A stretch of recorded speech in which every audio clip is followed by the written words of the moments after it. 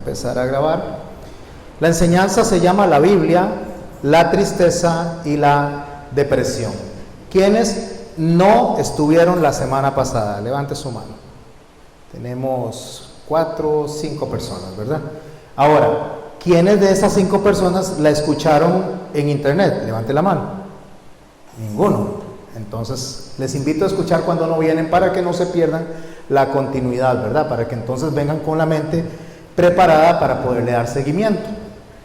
Ok, la Biblia, la tristeza y la depresión, a los que me están escuchando a través del canal, les voy a invitar lo mismo, a que lo escuchen la primera parte y así, si es posible, dejen esto que están escuchando en este momento hasta que hayan pasado por esa primera parte, para que sí aprovechen a lo máximo el mensaje. Aprendimos que la depresión es un desorden mental.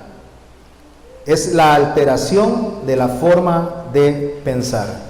Eso fue lo que aprendimos la semana pasada, que eso dice la Organización Mundial de la Salud. No he orado, ¿verdad? Entonces oramos. Padre, en el nombre de Jesús, te doy gracias, Señor, por permitirnos estar acá. Te ruego, Señor, que tu Santo Espíritu, como siempre, nos ayude, nos dé discernimiento, Señor, para que podamos entender lo que tienes para cada uno de nosotros en esta noche. Aquellas personas, Señor, que hemos experimentado el flagelo de la depresión, Señor, o aquellas personas que podrían experimentarlo en cualquier momento, Señor.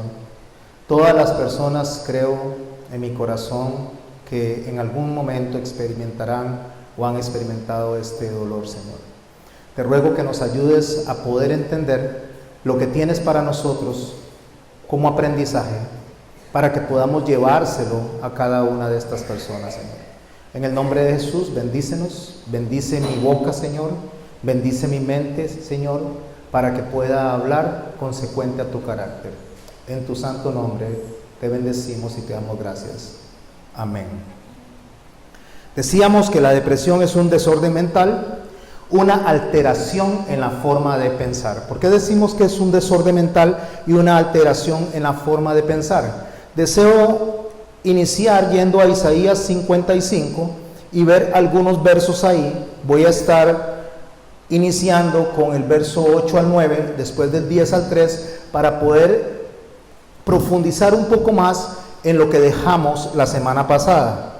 Isaías 55, iniciando en el verso 8, dice así el Señor: porque mis pensamientos, y me gustaría que le pongan atención a esa palabra, pensamientos, pensar, porque mis pensamientos no son vuestros pensamientos, ni vuestros caminos mis caminos, dijo Jehová. Lo que estamos viendo aquí es una incompatibilidad entre lo que Dios piensa y en lo que usted y yo pensamos. Cuando digo incompatibilidad, estoy diciendo que si no es a través del Espíritu Santo, nuestra mente no es compatible a la de Dios. Vamos a pensar diferente, vamos a entender diferente y muy probablemente, aunque creamos que estamos reaccionando correctamente, estamos reaccionando en contra de lo que Dios establece. Por eso es que digo una incompatibilidad. Continúa en el verso 9, leo Isaías 55. Como son más altos los cielos que la tierra, así son mis caminos más altos que vuestros caminos, y mis pensamientos más que vuestros pensamientos.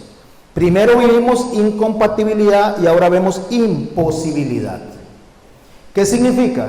Que es imposible para nosotros poder entender la dimensión de lo que Dios piensa. Nosotros solo vamos a entender una parte y una porción de lo que Dios piensa. Por lo tanto, cuando nosotros nos quejamos, cuando nosotros le decimos a Dios ¿por qué me está pasando esto?, es en consecuencia de esa misma limitación. Porque lo que Dios hace es perfecto.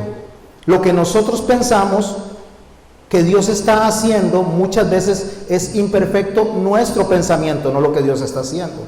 Entonces nosotros vamos a tomar una dirección, una forma de responder a lo que nos está pasando según nuestro criterio. Pero ese criterio puede afectar no lo que Dios va a hacer, porque Dios va a terminar en consecuencia con lo que Él quiere, porque Él es Dios. Él va a llevar a buen término lo que Él ha planeado, pero sí va a entorpecernos a nosotros en el crecimiento y en la posibilidad de aprender en las circunstancias que nos están rodeando. Por lo tanto, vimos incompatibilidad e imposibilidad. En el verso 10 dice, porque como, dando una conclusión, porque como desciende de los cielos la lluvia y la nieve, y no vuelve allá, sino que riega la tierra y hace germinar y producir, y da semilla al que siembra, y pan al que come, así será mi palabra que sale de mi boca, no volverá a mí vacía, sino que, propósito, hará lo que yo quiero, y será prosperada en aquello para lo que la envié. Aquí tenemos una promesa. Y la promesa es que cuando usted y yo nos exponemos a la palabra de Dios, la palabra de Dios va a causar un efecto en nosotros. Puede ser ahora, puede ser mañana, puede ser después. No sé si a usted le ha pasado que cuando va a una clase de discipulado o incluso en una prédica, cuando usted se va, usted solo va a recordar una porción de todo lo aprendido. Eso estamos hablando en la mente, en nuestra mente aquí finita. Pero el Espíritu mantiene toda la información dentro de Él y la saca en el momento que Dios así lo quiere y nos beneficie en ese momento. Y usted decía, pero ¿cómo es eso? ¿Cómo es que yo no me acordaba de eso y ahora fluye por mi boca? Porque esa es la promesa. Va a cumplir el propósito para el cual fue enviada. Ese es el sello de garantía, que cuando el Espíritu Santo toca nuestro corazón a través de su palabra, a través de la palabra que viene del Padre, a través de la palabra que viene del Hijo, dirigida por el Espíritu Santo, va a cumplir un propósito. Y ese propósito nos puede causar dos respuestas: una de aceptación, de restauración, de arrepentimiento, o una de rechazo, de que no quiero hacer lo que Dios dice. Pero siempre va a haber respuesta, no hay intermedios. Eso es lo que produce la palabra. En el verso 12 dice que cuando eso sucede, cuando a nuestra mente viene la palabra de Dios y causa un efecto, a los que Dios lleva al arrepentimiento a través de la manifestación de su Espíritu Santo, escuche lo que le produce: porque con alegría saldréis y con paz seréis vueltos. Ese es el resultado. El resultado es que cuando Dios viene a nuestras vidas en un momento de dificultad, en este caso la depresión, que es lo que estamos abordando, va a ocasionar un resultado, nos va a producir alegría y vamos a salir en paz. Pero no se quede ahí, porque si usted se queda ahí va a pensar que la alegría y la paz de Dios significa que nunca vamos a tener problemas, lo cual no es así. Jesús, como nos habla con claridad y no como muchas personas que nos tratan de engañar, Él dice: en el mundo hallaréis tropiezos, en el mundo hallaréis aflicción. La promesa es: no teman, porque yo he vencido al mundo. Este mundo que el Señor está hablando, lejos de ser el planeta en el que vivimos, que podría ser, lejos de ser el grupo de personas que habitan en el planeta, lo que podría ser, más que todo está hablando en un sistema de pensamiento. Está hablando en la forma en que ese grupo de personas de ese planeta piensan, viven y reaccionan. Ahí hay aflicción, pero no teman, porque yo vencí eso. Entonces, como Él vence eso, Él toma su palabra, la deposita en su mente, la deposita en su corazón, y cuando es necesario lo va a sacar para que de nosotros salga paz y nos vuelva a la paz. ¿A cuál paz? A la paz que viene de Dios, que sobrepasa todo entendimiento. ¿Cómo sobrepasa todo entendimiento? Por eso es que hay personas que están pasando por un luto, lloran, pero lloran en paz. Sufren, pero sufren en paz. Pastor, pero usted me está diciendo que está sufriendo y está llorando. Nosotros somos seres emocionales, vamos a llorar. Pero la paz no es porque dejemos de llorar, la paz es porque tenemos la seguridad de que esas lágrimas y ese dolor que estamos atravesando es temporal, es circunstancial, y que Dios va a tomar eso y lo va a convertir en gozo, lo va a convertir en alegría, lo va a convertir en algo positivo. Y eso, para que usted y yo lo entendamos, necesitamos operar en la fe. Y por esa razón es que nosotros tenemos que entender que solamente a través del Espíritu Santo podemos superar el proceso al cual estamos llamando depresión. Y continuamos leyendo. En el verso 12 de Isaías 55 dice: los montes y los collados levantarán canción delante de vosotros, y todos los árboles del campo darán palmadas de aplauso. En lugar de zarza crecerá ciprés, y en lugar de ortiga crecerá arrayán, y será a Jehová por nombre, por señal eterna, y nunca será raída. ¿Qué es lo que Dios me está diciendo en estos 3 versos para continuar nosotros abordando lo que veníamos estudiando la semana pasada? Me está diciendo que en las manos de Dios tu tristeza se va a convertir en alegría. Tu tristeza y mi tristeza se va a convertir en gozo. Y un día, cuando usted menos espere, lo que le afligía a usted probablemente incluso le haga reír. Pastor, eso es ya muy volado decir semejante cosa. Déjeme decirle que cuando usted logra ver el poder que tiene Dios, el poder de restauración, usted se ríe. ¿Sabe de qué se ríe? De haber visto cómo la aflicción que en un momento lo derrotó y lo acostó, hoy le hace una persona fuerte, firme y que enfrenta las cosas de otra manera. Porque ya no es aquella persona que se dejaba vencer por la mínima cosa. Ahora usted es una persona más fuerte, es una persona más madura, es una persona que enfrenta las cosas de diferente forma a como lo hacía antes. Hoy somos más maduros que ayer y somos menos maduros que mañana. Pero eso lo hace el roce, el abrazar, la tristeza y el lloro y el llanto. Porque esto es lo que Dios utiliza para que usted y yo maduremos. ¿Y por qué causa risa? Yo no lo estoy diciendo. La palabra de Dios aquí dice que un día esto me causará alegría, que un día me causará gozo, porque el gozo y la alegría es independiente a los sentimientos y a las emociones. Es algo que viene de Dios. Es algo que Dios deposita en nuestros corazones. ¿Quién entendió esto de una forma tan clara cuando le pidió ayuda a Dios para que lo defendiera de los caldeos que venían a capturarlo? Habacuc. Habacuc llegó a decirle a Dios sí y amén al final del libro. ¿Sabe cuándo le llegó a decir sí y amén a Habacuc? Cuando dijo estas palabras allá en Habacuc en el capítulo 3. Si está anotando, está en el verso 17 al 19. Dijo: aunque la higuera no florezca, ni las vides haya fruto, aunque falte el producto del olivo, y los labrados no den mantenimiento, y las ovejas sean quitadas de la majada, y no haya vacas en los corrales, escuchen lo que dice Habacuc: con todo. Por favor, no se pase por alto esto. Con todo, verso 18 de Habacuc capítulo 3, con todo, yo me alegraré en Jehová, y me gozaré en el Dios de mi salvación. Oiga, eso es incomprensible para alguien que no tiene el Espíritu Santo. Eso es locura. ¿Cómo es que aunque falte todo, con todo, aunque me escasee todo, con todo, aunque esté en la situación más difícil y más mala, con todo, yo me alegraré?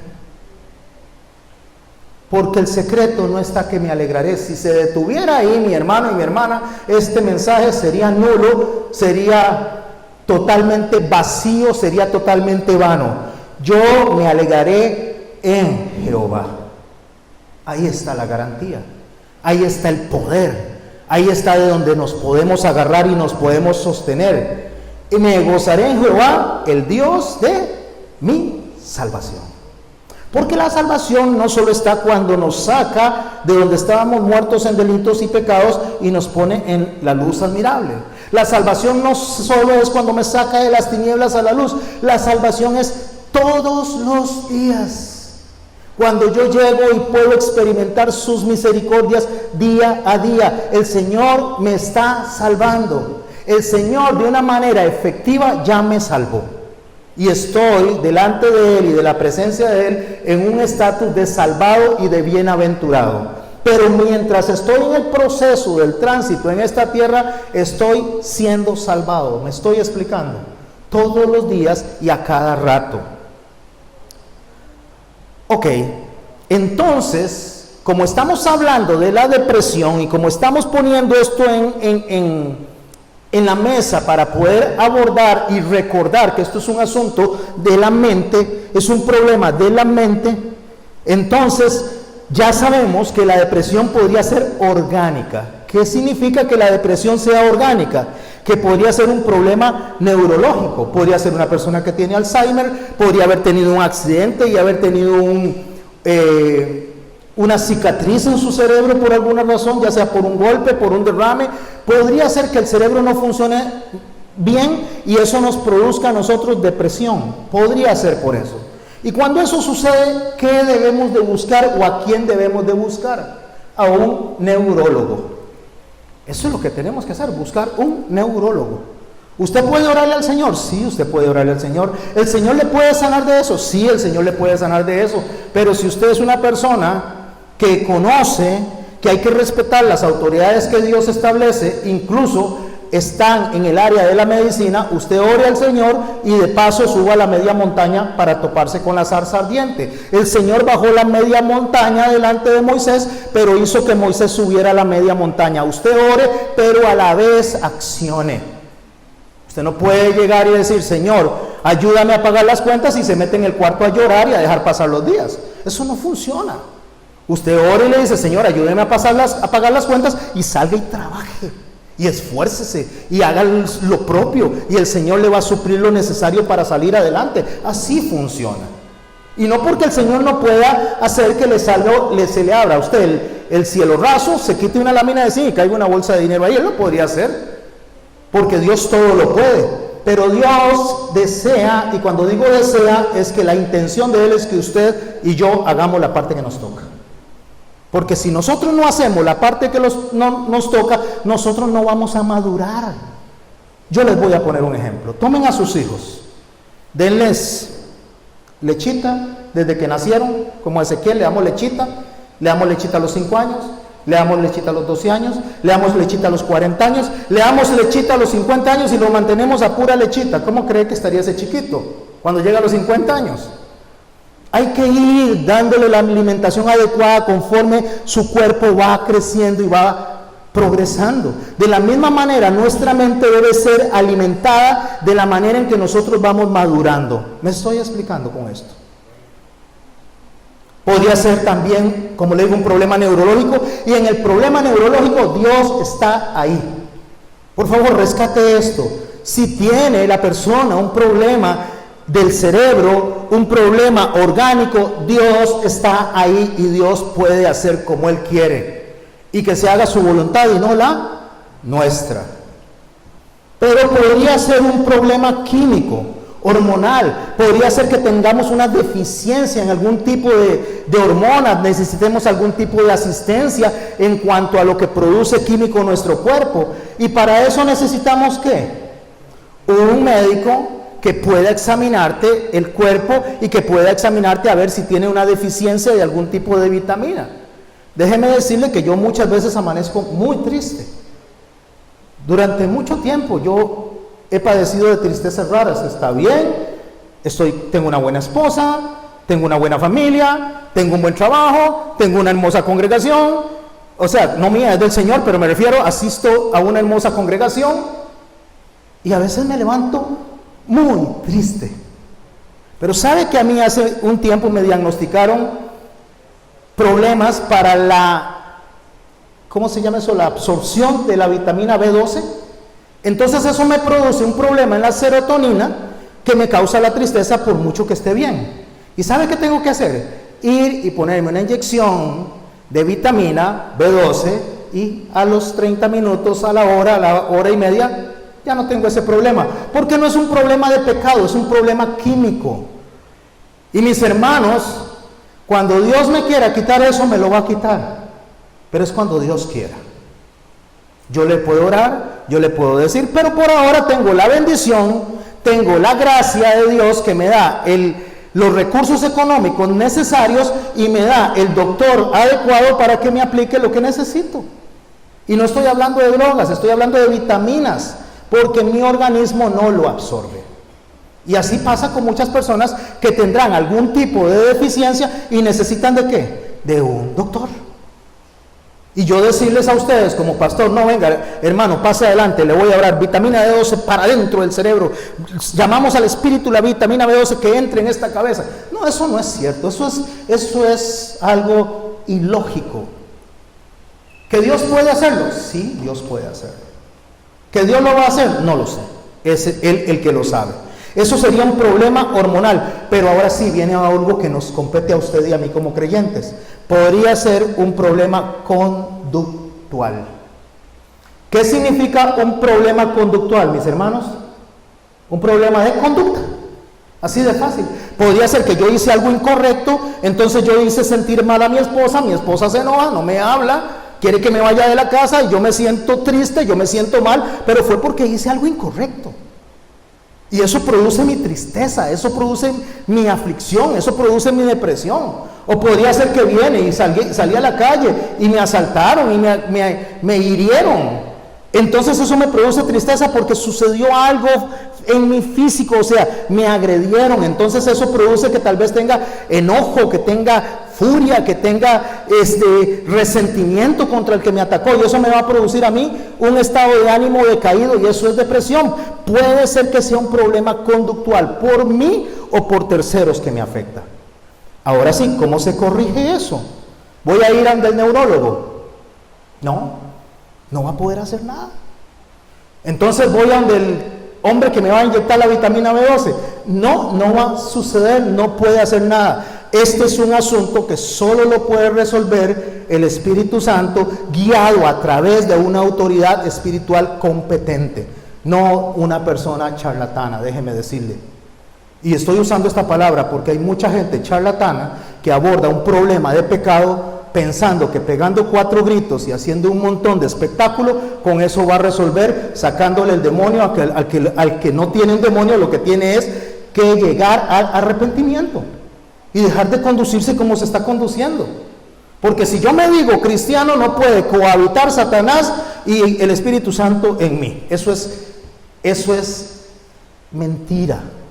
O está el Espíritu Santo o está Satanás. Uno de los dos está. Ahora, está la influencia externa, que es otra cosa. Pero si yo cometí un pecado, si yo hice lo incorrecto, la forma de resolverlo para que mi tristeza y mi depresión empiecen a quitarse, a funcionar en la dirección correcta, necesito arrepentirme. Y solo el arrepentimiento me puede llevar a mí a buen término. Caso contrario, lo único que voy a obtener es más depresión, sobredepresión y sobredepresión, hasta que llegue el momento que puedo perder mi familia, puedo perder mi trabajo, puedo perder todo. Porque lo único que hice fue meterme en una cueva a llorar y llorar y llorar y llorar por algo que se resuelve pidiéndole a Dios perdón al que ofendí, perdón, y perdonándome a mí mismo a través de esa gran misericordia que Dios tiene. No hay otra forma. Entonces, esta es la depresión que nosotros vamos a terminar de abordar hoy. No la química, no la orgánica, porque yo como pastor eso no lo puedo abordar. Puedo orar y podemos orar con la familia, pero la que yo puedo abordar y la que usted puede abordar a la luz de la palabra de Dios es la conductual, aquella que responde a lo que yo hice. Con esto en mente nos vamos a ir a Primera de Reyes, al capítulo 19. Ahí vamos a ver una historia que Dios dejó en la Biblia para que nosotros podamos escuchar cómo Él abordó un tema de depresión en Elías. ¿Saben quién es Elías todos? El profeta del Antiguo Testamento que no vio muerte, sino que fue traspuesto y llevado a la presencia de Dios sin ver muerte. Primera de Reyes, capítulo 19. Déjenme poner un poquito en contexto. Elías acababa de vencer a unos sacerdotes de los Baales. Había hecho un sacrificio en el cual Dios le respondió a él y no le respondió a los Baales. Él estaba muy satisfecho por lo que había sucedido. Como esto sucede, entonces Acab se molesta y la reina Jezabel se molesta por todo lo que Elías ha hecho, y entonces decide Jezabel enviar a matar a Elías. Ese es el contexto. Y empezamos a leer en el verso 1 de Primera de Reyes, capítulo 19, y vamos a ir poco a poco. Acab dio a Jezabel la nueva de todo lo que Elías había hecho, lo que les acabo de decir, y cómo había matado a espada a todos los profetas. Y escuche lo que motiva a Elías a empezar a entristecerse. Viendo pues el peligro, ¿qué lo motivó? El peligro, o sea que hay un aspecto conductual. Aquí no tiene un problema él orgánico, no está enfermo, aquí no tiene un problema químico, aquí tiene una respuesta ante lo que le quieren hacer, y su respuesta emocional ante el peligro, escuche, se levantó y se fue para salvar su vida.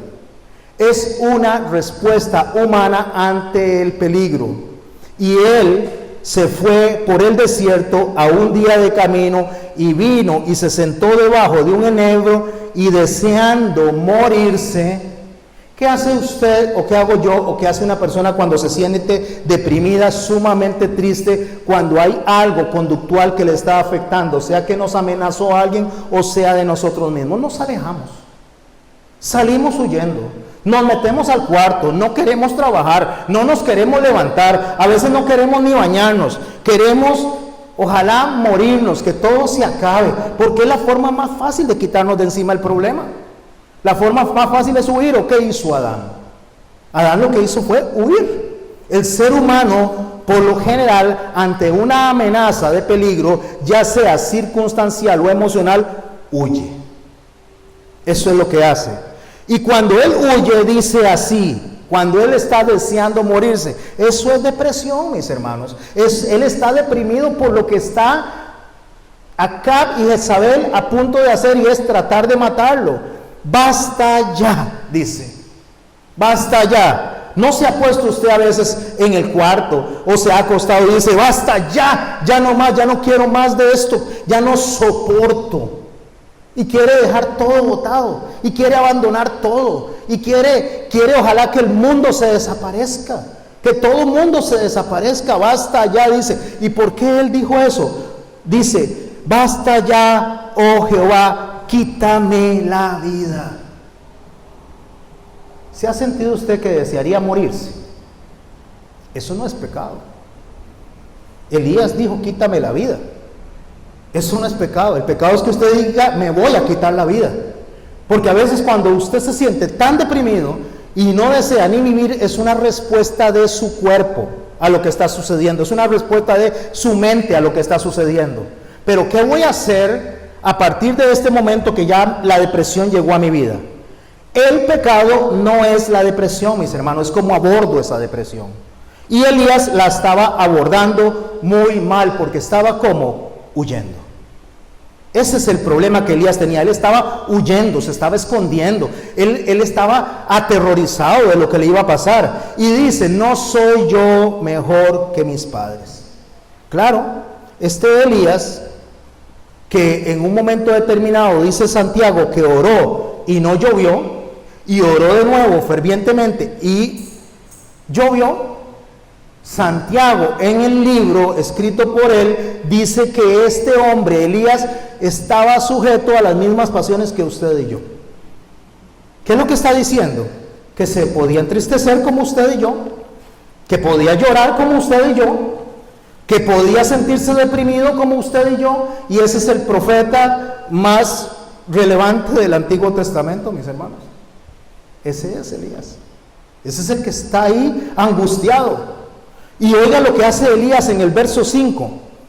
Y echándose debajo del enebro, se quedó dormido.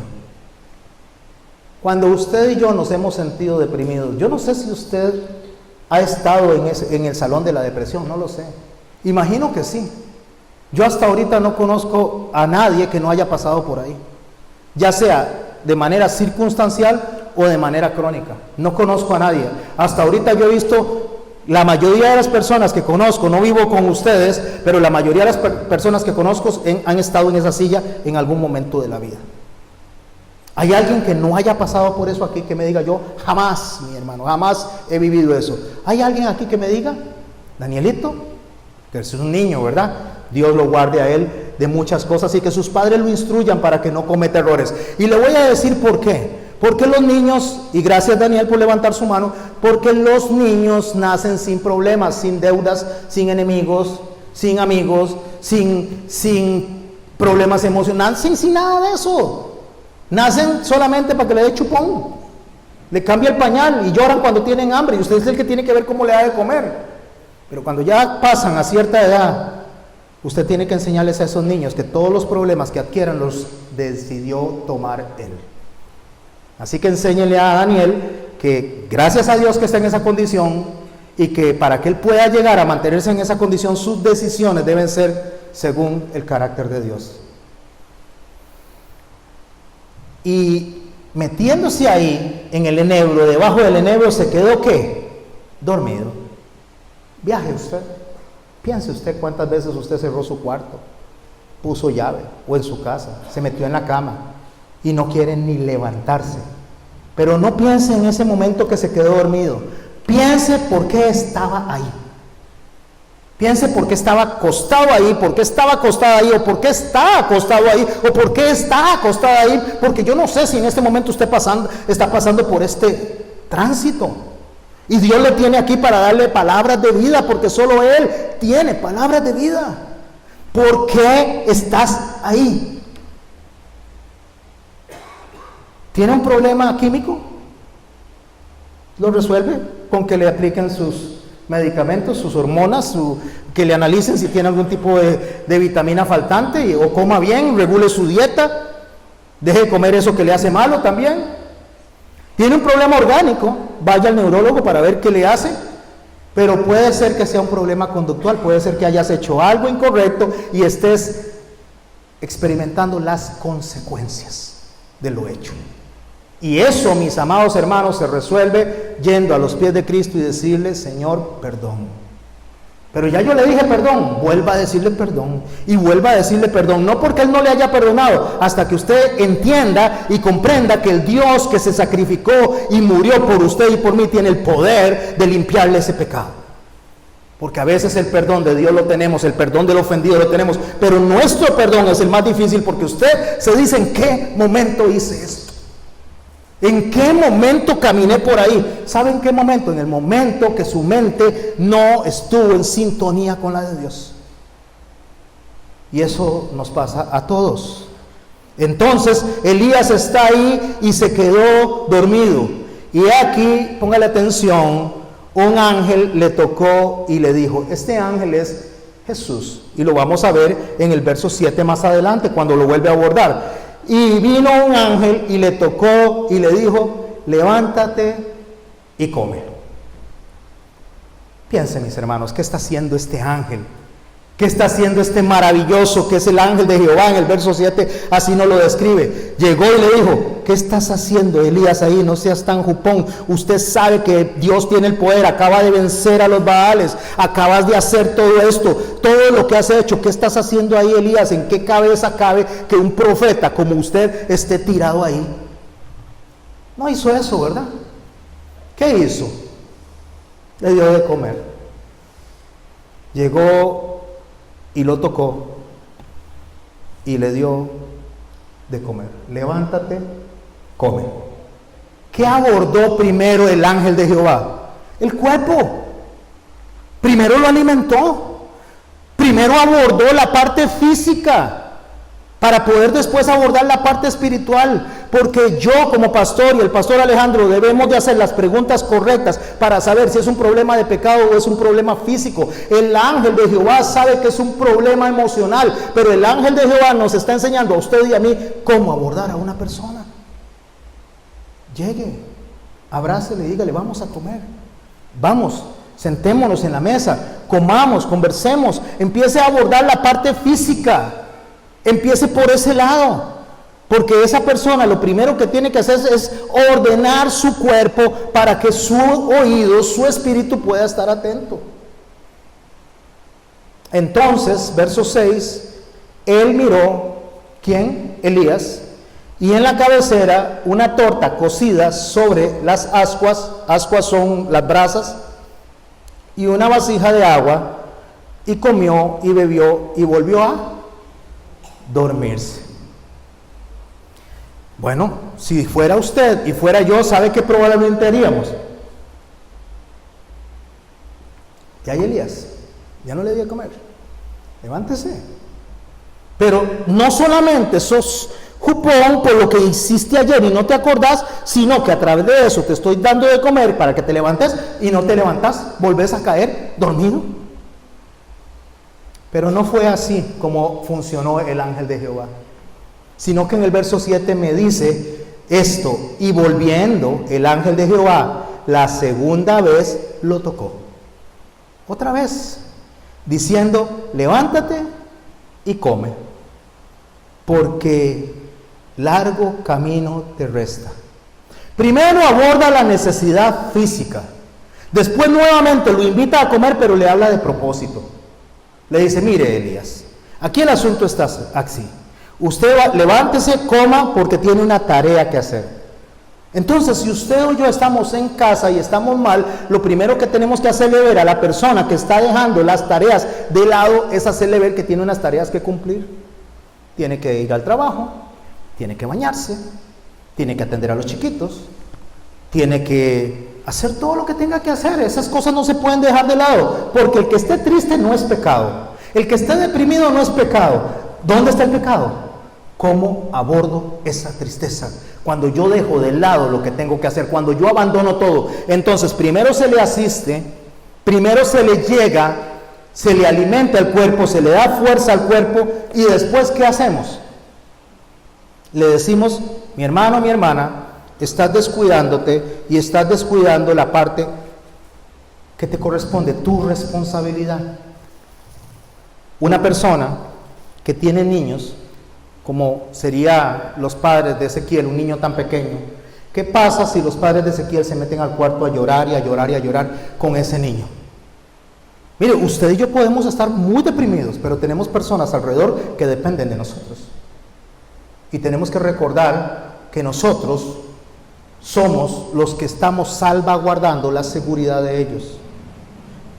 Una persona dijo en una oportunidad que el suicidio es el acto más egoísta que una persona puede hacer. Porque el suicidio lo que busca es quitarme el problema de encima sin contemplar el dolor que le voy a dejar a las personas cuando me voy.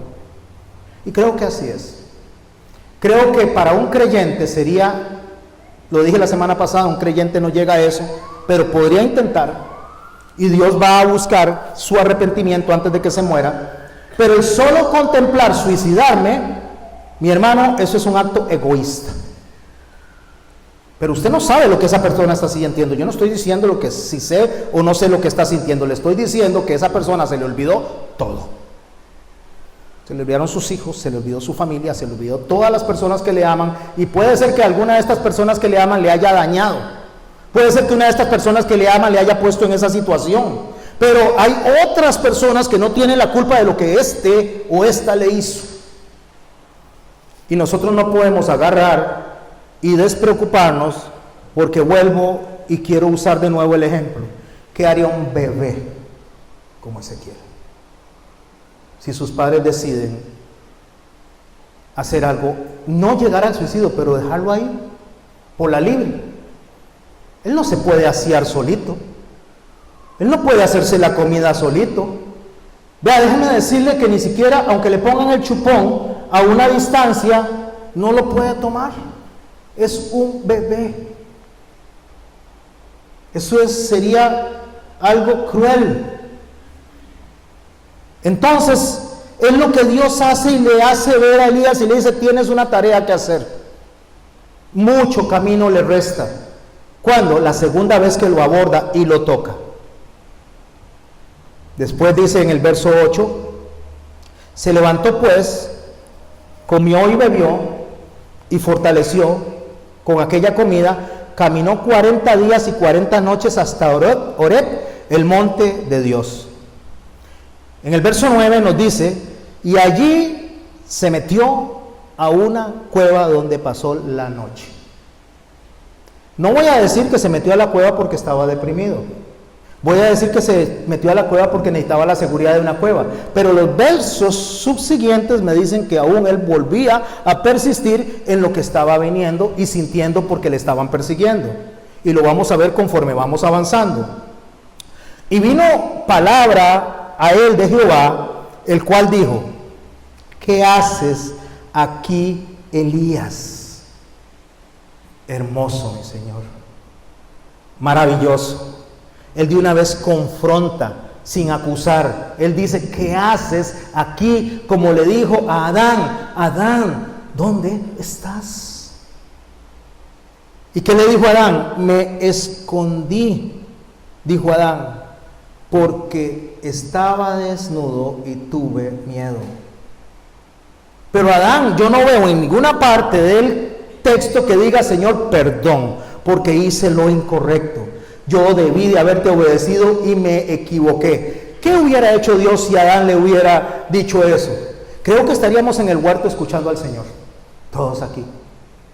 Y no estaríamos preocupándonos de todo este montón de desorden. ¿Sabe por qué? Porque él se hubiera arrepentido, pero él no se arrepintió. Él le echó la culpa a la mujer y la mujer se le echó la culpa a la serpiente.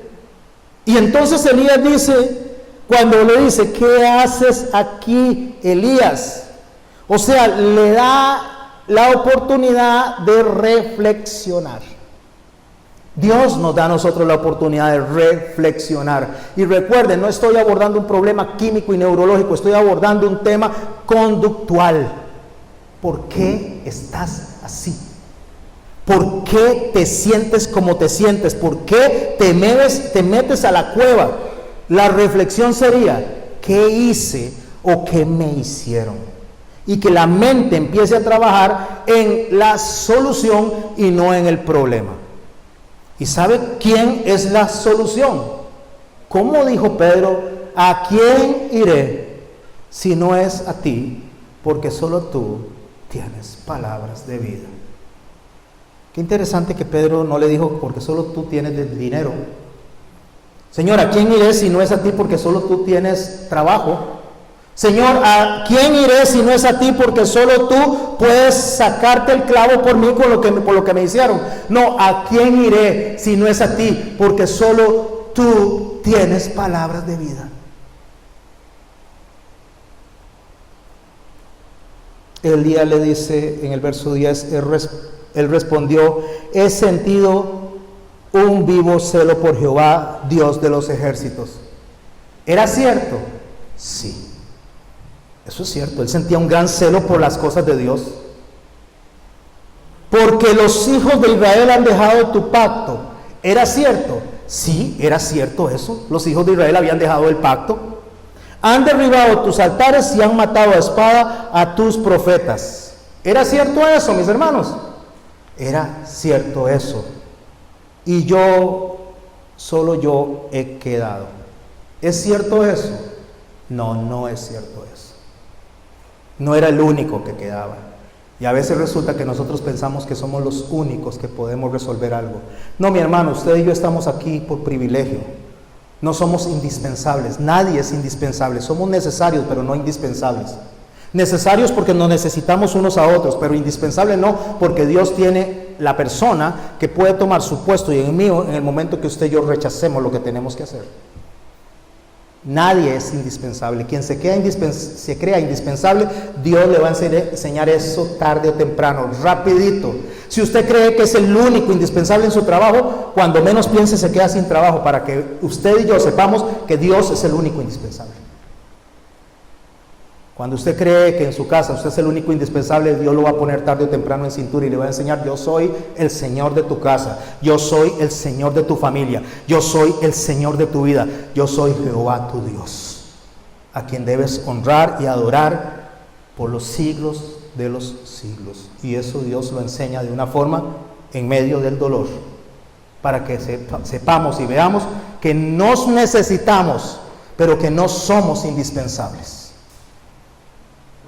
solo yo he quedado y me buscan para quitarme la vida. ¿Qué le está pasando a Elías ahí? Perdió la percepción de la realidad. Eso fue.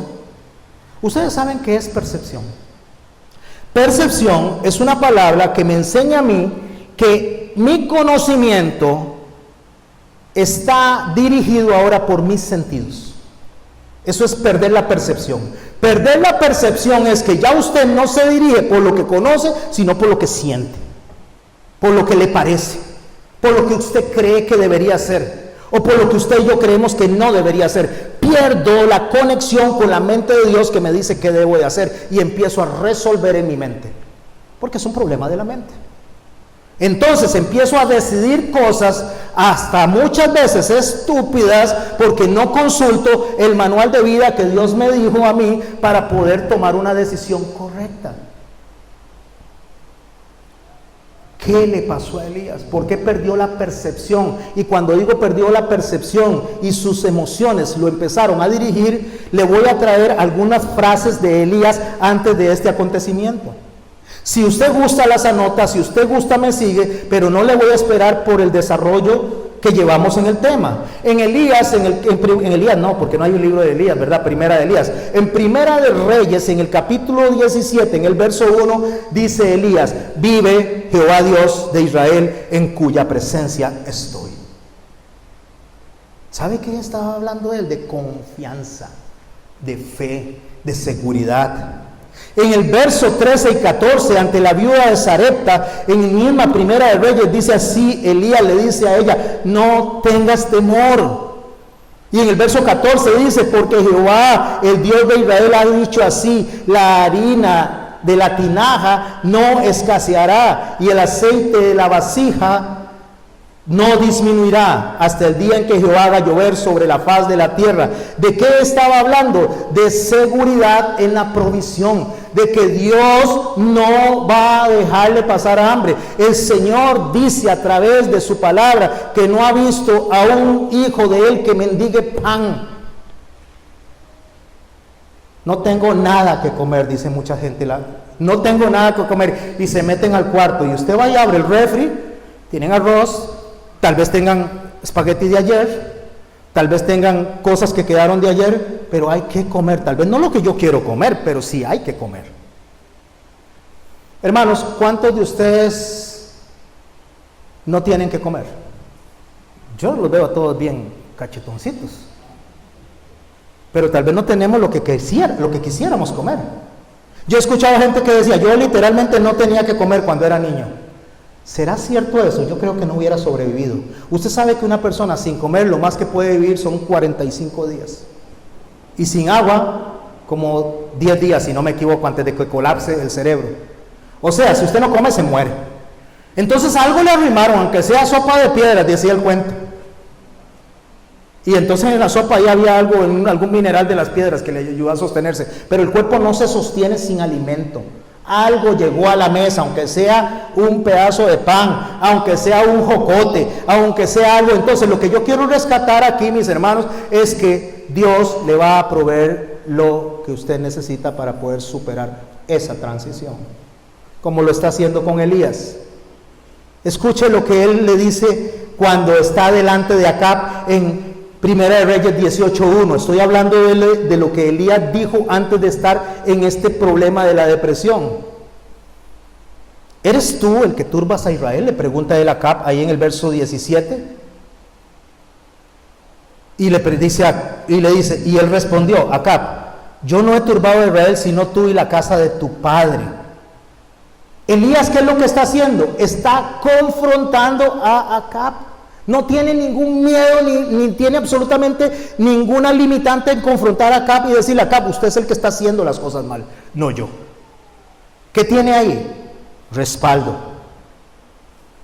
En Primera de Reyes, allá en el verso 18, del 37 al 39, dice así: respóndeme, Jehová, respóndeme, para que conozca este pueblo que tú, oh Jehová, eres el Dios, y que tú vuelves a ti el corazón de ellos.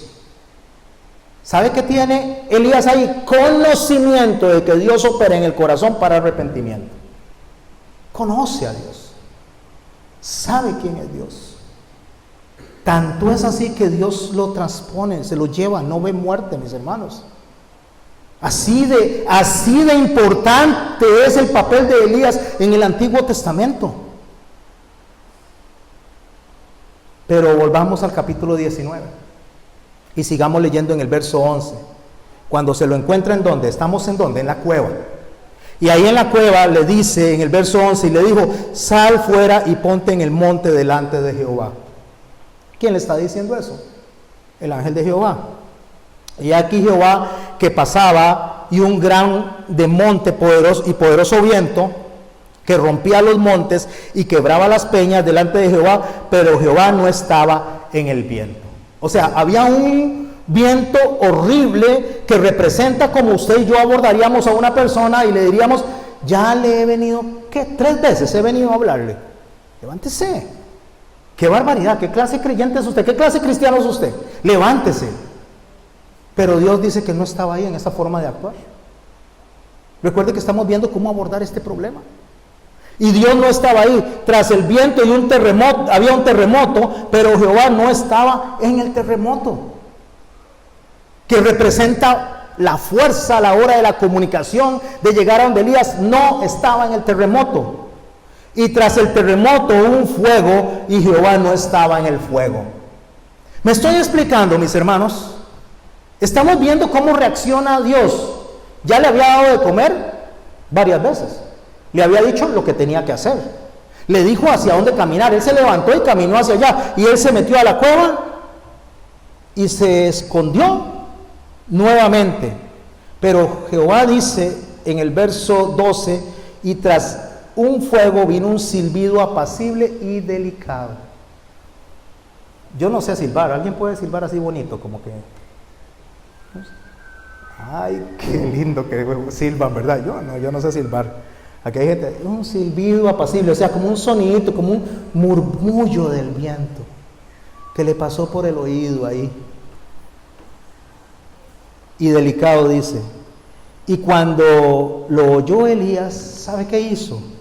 Cubrió su rostro con su mano y salió, porque él sabía quién estaba ahí. Porque cuando tenemos un problema, Dios está ahí. Porque cuando usted y yo nos sentimos caídos y no sabemos qué hacer, Dios está ahí. Porque cuando todo se vuelve oscuro y no sabemos ni siquiera por dónde coger, Dios está ahí. Solo necesitamos callar. Se calla usted, guarda silencio y ponga su oído atento a la voz de Dios. Y vas a escuchar a ese Señor tan bueno, tan maravilloso, tan generoso, tan misericordioso, diciéndote: vengan a mí los que están cansados y cargados, y yo los haré descansar. ¿Dónde están los que te condenan? Yo tampoco, dice. Vaya y no peque más. Ese es Dios. Ese es el Dios que estaba al frente de Elías y le dijo: ¿qué haces aquí, Elías? Hermano, me gustaría que su corazón y su mente se abrieran a este texto, que el Espíritu Santo pueda abrir este texto a su espíritu y escuche a Dios donde le dice: ¿qué haces aquí? Y ponga el nombre suyo si quiere. ¿Qué haces aquí? Y Elías le dice en el verso 14: he respondido, he sentido un vivo celo por Jehová Dios de los ejércitos, porque los hijos de Israel han dejado su pacto, han derribado sus altares y han matado a espada a tus profetas, y yo he quedado solo y me buscan para quitarme la vida. Otra vez más Elías se agarró de sus argumentos. Sus pensamientos, dice Dios, no son como mis pensamientos. Sus caminos no son como mis caminos. Tanto es así que en verso 15 ya el Señor toma una determinación con Elías en amor. Y le dijo Jehová: ve y vuélvete por tu camino. ¿Sabe qué le está diciendo? Regrese a lo que ya ha hecho. Recuerde lo que ya ha hecho. Y no solo lo que ella ha hecho, lo que yo he hecho. Recuérdelo. ¿Sabe cómo se llama eso? Vuélvete en tu camino. En hebreo, shut.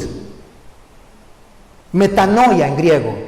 Se lo traduzco al español, arrepentimiento. El Señor le está diciendo: Elías, levántese de ahí. Arrepiéntase. Considere lo que ya usted ha hecho, lo que usted ha experimentado.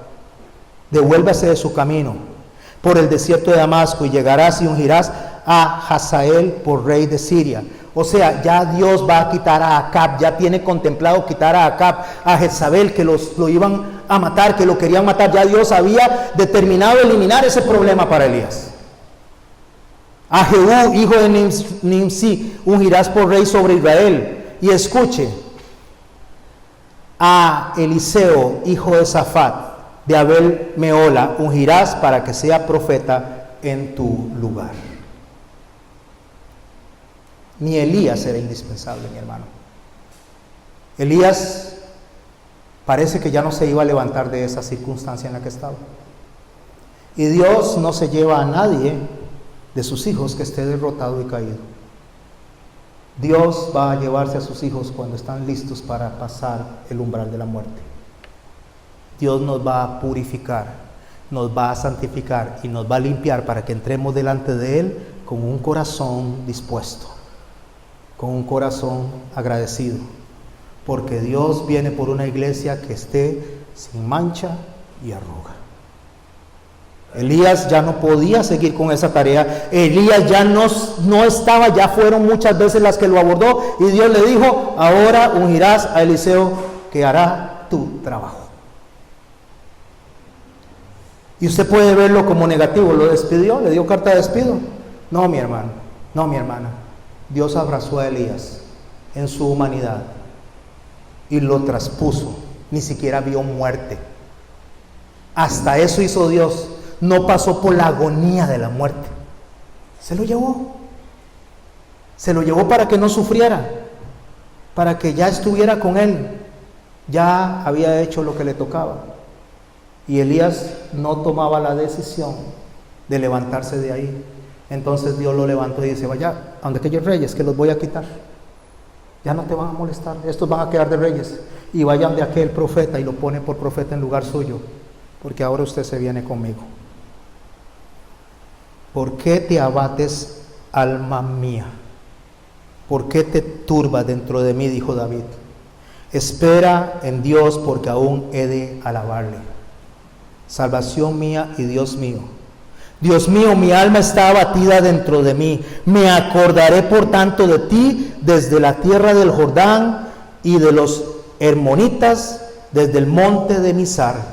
Acabo de leer Salmo 42, versos 5 al 11. Escuche de lo que se acordó David en el momento que estaba en su aflicción. Se acordó del Jordán, de los hermonitas y de Mizar. Y si usted no logra rescatar de ahí el mensaje que David está dando, yo se lo voy a regalar. O Dios se lo va a regalar, que me lo regaló primero a mí. El Jordán es lo que significa cuando pasó o pasaron de Egipto hacia la tierra prometida. Es cruzar de una vida a otra. Ya no somos aquellas personas, ya no vivimos como aquellas personas. Por lo tanto, nuestra mente, nuestro corazón y nuestra vida no debe responder como respondía antes. Pasó de la muerte a la vida. Pasó de las tinieblas a la luz. Pasó donde estábamos muertos en delitos y pecados a la vida y la luz admirable de Dios. El Jordán lo cruzó. Los hermonitas, ¿quiénes eran los hermonitas? Los que vivían en toda la zona a conquistar, en el valle de Hermón. Entonces David se acordó que Dios lo sacó de allá y le ayudó a conquistar los nuevos territorios. Usted y yo no somos las mismas personas. Usted y yo, Dios nos sacó de una situación y hoy podemos conquistar a través del Espíritu Santo a la depresión. Hoy podemos tornar nuestro lamento en gozo, nuestra tristeza en alabanza. Y el Señor dice a través que David se acordó del templo del monte de Mizar. ¿Sabe qué es el monte de Mizar? Donde después iba a estar el templo de Salomón, la casa de Dios. Por lo tanto, Dios nos dice a nosotros a través de este texto que David se acordó de dónde venía en dónde estaba y para dónde iba. Y es hora de conquistar, es hora de pasar esto. Y eso en que me ayuda, que David recordara eso. Tal vez no le ayude en nada, pero yo le voy a decir una persona que estaba al otro lado del Jordán, estaba en el Valle de los Hermonitas y recordando que estaba en la presencia de Dios. Vayan conmigo a Mateo capítulo 26 y después vamos a ir a Lucas 22. Primero Mateo capítulo 26, el verso 37 dice así: y tomando Pedro a los hijos de Zebedeo, comenzó a entristecerse y a angustiarse en gran manera. Entonces Jesús les dijo: mi alma está muy triste hasta la muerte. ¿Sabe dónde estaba? Donde David dijo que había recordado eso. Al otro lado del Jordán, en el Getsemaní, que es el valle de Hermón, recordando lo que David había dicho como profecía. Lucas 22, cuando llegó a aquel lugar, ¿a dónde? A ese mismo sitio, muchos años después, les dijo: orad para que no entréis en tentación. Y se paró y se apartó de ellos a distancia de tiro de piedra, y puesto de rodillas, oró. Y estando, verso 44, en agonía, oraba intensamente. Cuando el Señor está orando y dice que está en agonía en ese lugar, en el mismo sitio donde estaba David sufriendo, eso se llama prodromos de la muerte. ¿Sabe qué es prodromos de la muerte? Angustia o agonía, que lo que significa es entrar en un camino angosto. El Señor nos enseña a nosotros que ancha la puerta que lleva a la perdición y angosto el camino que lleva a la vida eterna. Usted puede resolver de muchas maneras. Su esposa no es tan simpática, podría irse al camino ancho y buscar otra mujer para su vida. Su esposo no es tan agradable, no funciona bien, podría buscar el camino ancho y buscar a otro hombre y cambiarlo, y no el camino angosto, y empezar ustedes a relacionarse como Dios dice, según los pensamientos de Dios, donde debe existir el perdón y el arrepentimiento. El dinero no me alcanza, podríamos estafar a alguien, ese es el camino ancho, o entrar en el camino angosto y confiar en que Dios nos va a llevar a un buen término. Ahí está el Señor en ese valle de Hermón, está agonizando, está entre la vida y la muerte, pero esa vida y muerte, ese lloro, esa depresión, eso que está sufriendo mi hermano, no se compara a la suya y a la mía. ¿Por qué? Porque ahí está la vida, está el autor de vida enfrentándose con todo el poder destructivo del mal.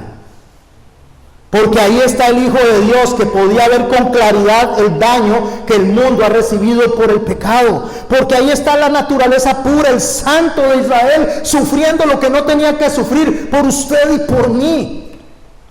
Para él la muerte era muy diferente, porque para él la muerte era por algo que no hizo. Para usted y para mí tal vez la depresión es algo porque yo hice o que alguien me hizo. Pero mis hermanos, ahí Jesús está en agonía, está en la puerta angosta, sufriendo por usted y por mí. Pudo haber huido, pudo haberse metido en una cueva, pudo haber buscado la solución más fácil. Si es posible que pase de mí esta copa, pero no se haga como yo quiero, sino como tú quieres. ¿Por qué nos pasa eso? ¿Sabe por qué? Porque estamos nosotros con un tesoro en corazones de barro. Eso dice en 2 de Corintios, en el capítulo 4, nos dice Pablo. Porque tenemos, en el verso 7, este tesoro en vasos de barro, para que la excelencia del poder de Dios y no de nosotros, que estamos, ¿qué? Atribulados en todo, mas no angustiados, en apuros, mas no desesperados, o sea, sin esperanza, perseguidos, mas no desamparados, derribados, pero no destruidos, llevados en el cuerpo de Cristo, llevando el cuerpo siempre por todas partes la muerte de Jesús, para que también la vida que estaba ahí en Él esté en nosotros y se manifieste en nuestros cuerpos. Por eso es que el Señor dice: no se turbe vuestro corazón. Creéis en Dios, creed también en mí. En la casa de mi Padre muchas moradas hay. Si así no fuera, yo os lo hubiera dicho. Voy a explicar este verso, pero antes de explicar este verso y terminar en una oración y en un canto, quiero recordarles dónde estaba David cuando lloró, cuando estaba deprimido. Estaba en el valle de Hermón, había cruzado el Jordán de frente a lo que iba a ser el monte de Sión. Él sabía de dónde venía, dónde estaba y para dónde iba. Estaba clara esa mente, porque dice: con todo esto, como dijo Habacuc, te alabaré. Y David dijo que cuando está en una situación así, no se va a olvidar de alabar y adorar al Señor. En todo tiempo, dijo David, yo te alabaré. Y le da una orden al alma y dice: alma mía, alaba a Jehová. Es una decisión.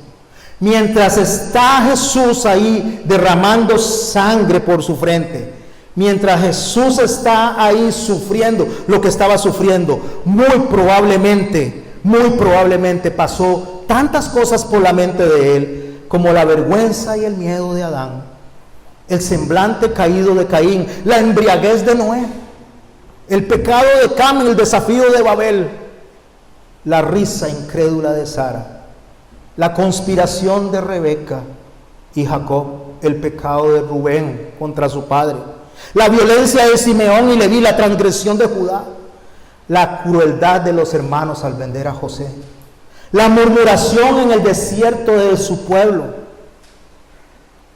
la conspiración de María y Aarón contra su hermano Moisés, la debilidad de Sansón, el adulterio de David, la apostasía de Salomón, la idolatría de Jeroboam, la desobediencia de Jonás y los alegatos de Job. Todo eso estaba ahí. El ímpetu de Pedro, el deseo de destruir a otras personas de Juan y su hermano Santiago. Y podríamos pasar horas hablando de esto, pero yo quiero decirles que ante todo esto el Señor dice: no teman, porque yo he vencido al mundo. En el mundo hallaréis aflicción, pero yo lo vencí.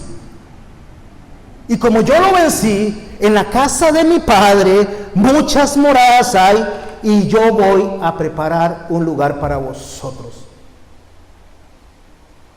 Les voy a explicar. ¿Alguien aquí está casado que tenga llave de la casa de su papá o de su mamá? ¿Alguien que viva en otro lado y usted tiene llave de la casa de sus padres? ¿Alguien más? Usted también. Ustedes también. Cuando usted llega a la casa de sus padres, con la llave que le dieron, usted entra, abre la puerta y entra al baño si quiere, abre la refri, se toma un refresco si quiere se acuesta en cualquiera de las camas. Usted se mueve a placer dentro de la casa de su papá y de su mamá. Usted tiene la llave. Jesús nos está diciendo: ustedes tienen la llave. Acerquémonos pues a Dios con un corazón confiado, con un corazón agradecido, entendiendo que Dios tiene el control, entendiendo que a Dios no se le escapa nada. Es alguien el que tiene que tomar la decisión de ver las cosas diferentes, porque sus pensamientos no son mis pensamientos, sus caminos no son mis caminos. ¿Quién tiene que tomar la decisión? Usted. Y decirle a Dios perdón si tiene que hacerlo, y darle vuelta a ese camino. Y si ya Dios le perdonó, levantarse y decir: Dios, haz conmigo como tú quieras, que se haga tu voluntad y no la mía. Y ser agradecidos con Dios por lo que ya ha hecho en nuestras vidas, y levantarse. Dios quiere que usted esté bien y que yo esté bien. Dios quiere que usted y su esposa estén bien. Dios quiere que su hijo esté bien y su hija esté bien. Dios quiere que cuando usted llegue al umbral de la muerte, sean pocas las facturas que usted tenga o ninguna que presentar, para que cuando usted llegue delante de Él, usted pueda escuchar esa maravillosa voz decirle: venid bendito de mi Padre, entrad en el gozo de tu Señor. Y la puerta ya está abierta y la llave la tiene en la mano, porque ya el lugar está preparado. Él lo preparó. Y la llave se llama el Espíritu Santo. Déjese guiar por el Espíritu Santo. Voy a orar. Pongámonos de pie.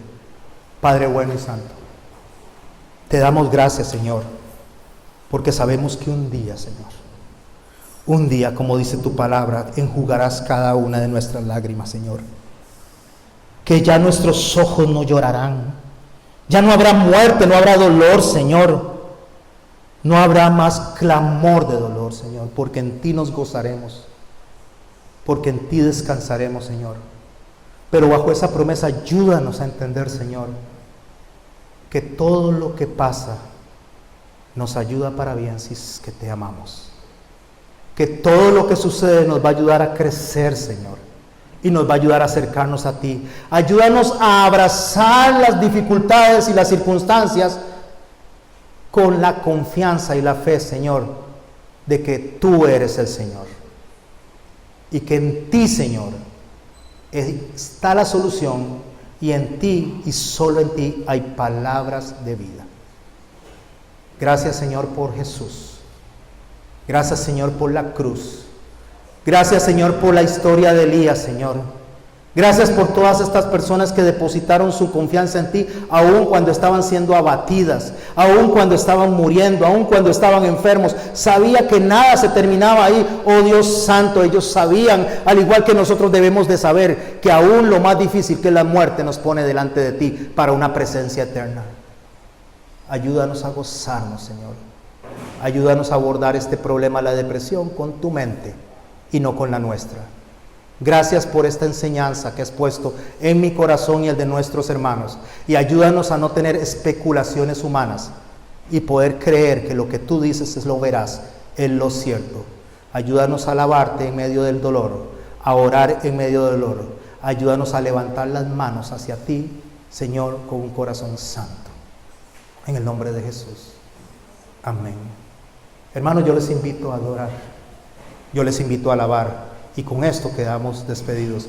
Podemos poner el canto. No se quede nadie sin cantar. Y mientras está cantando, recuerde lo que aprendió la semana pasada y lo que aprendió esta semana. Este canto es lo más cerca que pude encontrar para contener en unas pocas palabras lo que Dios quiso enseñarnos.